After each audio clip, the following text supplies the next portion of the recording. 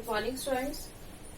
Today we are coming with a new class. This is a class 11th video of the part 1, some basic concept of chemistry. It is a unit first of a chemistry chapter.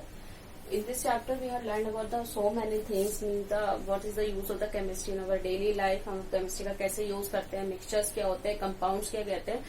ठीक है, तो हम इनके बारे में discuss ना करके, क्योंकि it is a very basic topics, so we discuss in the Zoom classes and I think 9th and 10th दोनों क्लासेस के अंदर आया था. तो वो आई होप, लेकिन फिर भी मैं इस क्लास को अगर ये टॉपिक्स नहीं आए तो even we discuss this topic in other class. Now we just start with the topic that is the laws of the chemical combination. It is the main topic and the unit first started from this. So what is the laws of chemical combination and why we need to follow this law? तो laws of chemical combination 5 laws को follow करता है. Elements कैसे combine होते हैं, उनके combine होने से कैसे कंपाउंड्स बनते हैं. ठीक है, तो इसलिए हमें लॉ ऑफ केमिकल कॉम्बिनेशन पढ़ना पड़ता है. अब ये आता है कि कितने मोल्स के एलिमेंट्स कंबाइंड होते हैं, कितने मास के एलिमेंट्स कंबाइंड होते हैं, कौन से वॉल्यूम में वो गैसेस कंबाइंड होती है, कौन सा वॉल्यूम सामने आता है. तो इसके अंदर हम इन लॉज के बारे में पढ़ेंगे. तो उसका सबसे पहले लॉ है what is the law of the conservation of mass. Law of conservation mass ये कहता है कि जितना मास आपका रिएक्टेंट का है उतना ही मास आपका प्रोडक्ट का मिलेगा. तो जैसे हमारा C+O2 है, कार्बन डाइऑक्साइड, कार्बन 12 है, इसका मॉलिक्यूलर वेट इतना होता है, ऑक्सीजन का 16 होता है. तो O2 है तो O2 का मतलब 16 × 2 32. तो हमें यहाँ कितना मिल रहा है, 44 का मिल रहा है कार्बन 12 और 12 + 32 44. तो अगर आप देखो तो इसको काउंट करो, ये भी 44 है, प्रोडक्ट भी 44 है. तो that is the law of the conservation की कंजर्वेशन ऑफ मास की mass of the reactant is equal to the mass of the product.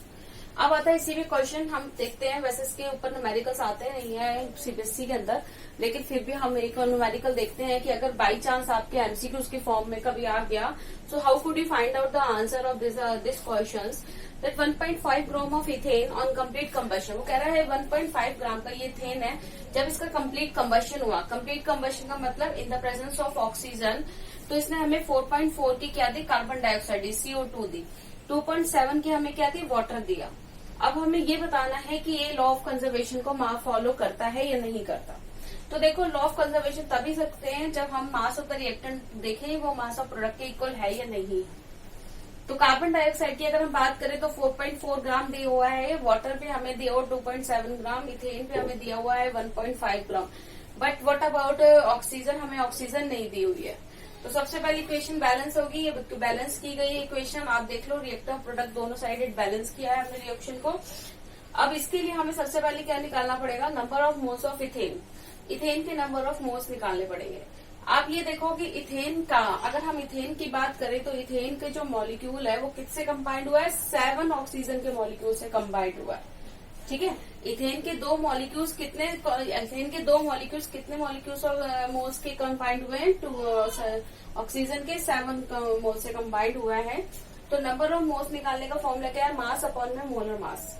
मास कितना दिया हुआ है हमें, मास हमें दिया हुआ है 1.5 ग्राम, यानी जो गिवन होता है. मोलर मास अगर हम इथेन का निकाले तो इथेन का मोलर मास कितना होगा, ये 6 12 12 2 24 24 + 6 कितना आ गया 30. कैलकुलेट करेंगे हमारा आएगा 0.05 मोल्स आ गया आपका इथेन का. अब देखो 2 मोल्स जो है वो कितने हमें मोल्स देते हैं ऑक्सीजन के, 7. तो 0.05 मोल्स हमें कितने देंगे, 7/2 इंटू में 0.05. जितने के हमें निकालना पड़ता है वो वैल्यू हमेशा मल्टीप्लीकेशन में जाती है. तो हमारा आ जाएगा टोटल 7.40 मोल्स ऑफ ऑक्सीजन. तो 7.40 मोल्स ऑफ ऑक्सीजन आ गया हमारा. अब देखो हमें ये पता चल गया कि ऑक्सीजन के नंबर ऑफ मोल्स कितने हैं. तो अब इसी नंबर ऑफ मोल से हम क्या निकाल लेंगे, उसका ग्राम निकाल लेंगे. कैसे, हमें मोल्स तो पता चल गए कितने हैं, 7.4 मोल्स हैं ऑक्सीजन के. ठीक है, अब फॉर्मूला क्या है निकालने का, मास अपॉन में मोलर मास. ठीक है, अब हमें कोई मास गिवन तो है नहीं ऑक्सीजन का, तो हम मास कैसे निकालेंगे, हमें मास पता नहीं है. तो हम सिंपली निकालेंगे, हम यहाँ से m कैलकुलेट कर लेंगे. m कैसे कैलकुलेट करेंगे, m कैलकुलेट करेंगे तो 7/40 और हमारा ये कितना है, ये 32 है क्योंकि ऑक्सीजन कितनी है, O2 है. तो इंटू में 32. ठीक है, तो जो हम इसके साथ कैलकुलेट करेंगे तो हमारा आंसर हो जाएगा 5.6 ग्राम. ठीक है, अब हमारा क्या आ गया, यहाँ से हमारा ऑक्सीजन कितना आ गया, 5.6 ग्राम ऑक्सीजन आ गया। अब इसी ऑक्सीजन को हम वैल्यू में पुट करें, हमारे पास इक्वेशन थी C2H6 प्लस O2, इसने हमें क्या दिया था, CO2 प्लस H2O दिया। ठीक है, अब CO2 हमारा कितना था, 4.4, वाटर कितना था, 2.7, टोटल करो कितना आ रहा है हमारा, देखो 7 प्लस 4 कितने हो गए, 4.4 इंटू में 2.7, 7 और 11, 4 5 6 7.1। अब हमारा ये कितना दिया होता है इसने हमें, ये इसने हमें दिया था 1.5। ऑक्सीजन कितना आया 5.6, तो 1.5 और 5.6 को करो 7. तो ये भी कितना हो गया हमारा 7.1। तो देखो जो हमारा रिएक्टेंट था वही इतना ही हमारा क्या आया, प्रोडक्ट आया।